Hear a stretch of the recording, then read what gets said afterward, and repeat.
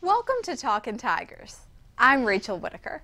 LSU's not playing in a marquee opener this year, but let's look through the SEC now with LSU columnist Ron Higgins. Ron, good to see you.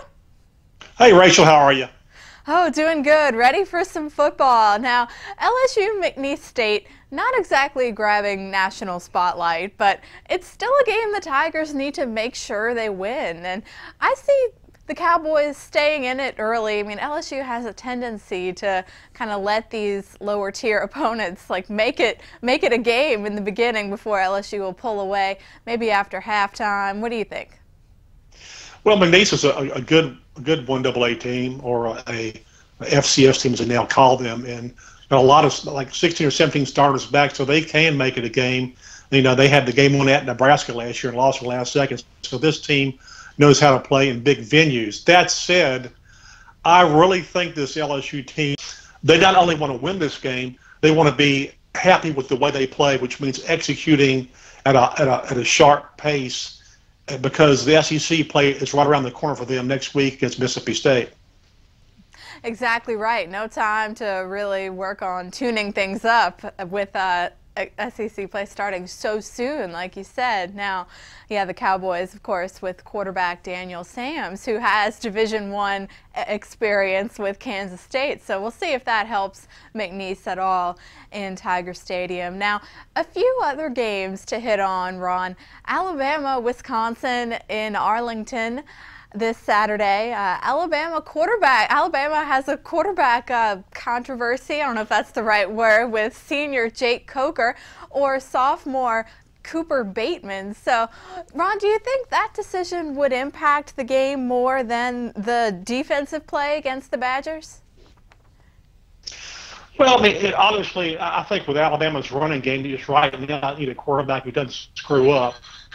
And with Wisconsin, you're looking at a team that has a new coach, new head coach. So when you look at that, there's always a bit of uncertainty under a new coach in the first game. So I still think Alabama has an edge, despite their Alabama's quarterback battle, which has gone on through the preseason. I mean, this week, Nick Saban listed 5 guys on the depth chart at quarterback. I mean, which was insane. But he'll find somebody, and with their running game, I'm sure that they'll handle this.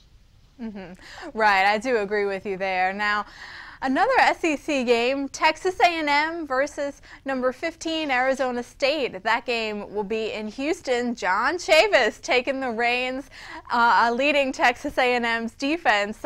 We saw how atrocious the Aggies were last year. They could score on anyone, but if you give up as many points as they did, not much of a chance. So I'm not sure what we'll see from the Aggies defense if they can keep pace with an Arizona State team that has a chance to make some noise. What do you think? Absolutely. The Arizona State's ranked for a reason. I mean, this is a team that has a high-powered offense. The last couple of years, they've averaged more than 36 points a game. They put points on the board. They move the ball. Todd Graham is an excellent offensive coach. This a big challenge for Texas A&M right out of the bat. I mean, even though they haven't lost a non-conference game since joining the SEC under Kevin Sumlin, but still, Arizona State's 0-6 lifetime against the SEC, though they've played well in Texas. I mean, they've won 15 of 16 games instead of Texas. So this might be the best game of the weekend, because you don't know what you get from A&M's defense and Arizona State's offense. It's really, really good.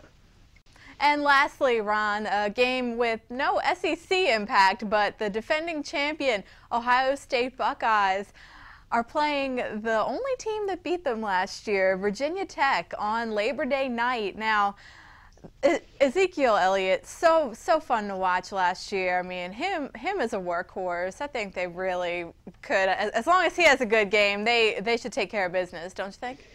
Well, absolutely, and you always want to play somebody that beat you the year before. I mean, you get that extra motivation right off the bat. I mean, you want to take out the team that took you out. And I mean, this is a veteran team, Ohio State. Got a waiting list of quarterbacks. They know how to win. It'll be interesting to see, I mean, how Urban Meyer handles this year, defending a championship. Exactly right. We saw Cardale Jones come to life at quarterback last year. I think he was the third option that the Buckeyes had to lean on their way to the national title. So a great week one lineup, and it's only going to get better from here, Ron. Thanks so much. Enjoy the weekend. Thanks, Rachel.